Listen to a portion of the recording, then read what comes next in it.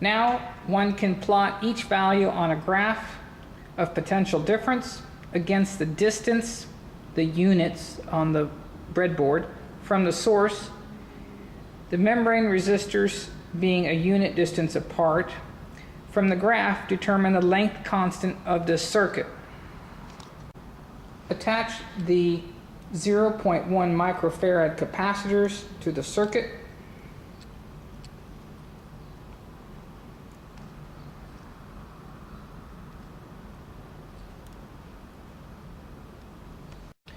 Use the 1 second 1 volt or 0.5 volt setting in the 0.75 hertz pulses from the stimulator.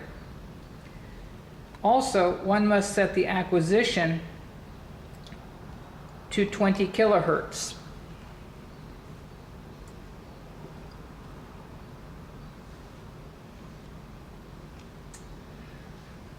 Next, proceed to the cursor in channel 1 and input amplifier, and remember this needs to be set on 5 volts range differential recording.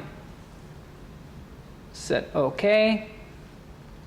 Then start the pulses.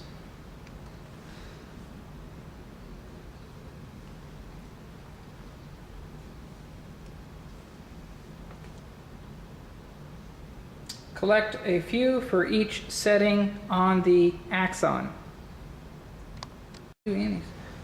Use the zoom window to expand the rise time on one of the square pulses.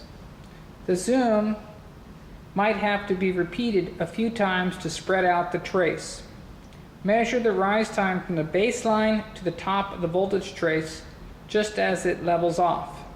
Observe the time course of the potential change and the distortion of the square pulses from adding the capacitor. Also note if the value is above 0.2 volts.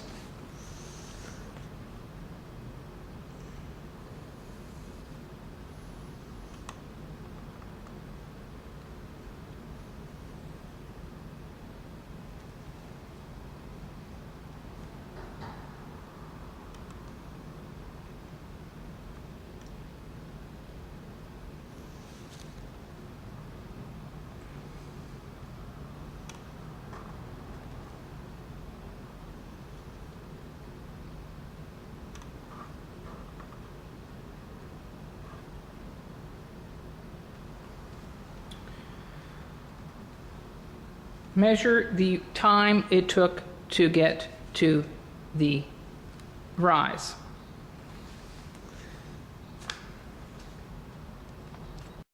So we just showed you how to use electronic circuits to model biological membranes and how electrical signals can be affected by changes in the biological properties.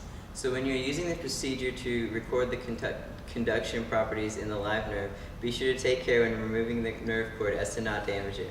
Also, be sure to keep it moist at all times.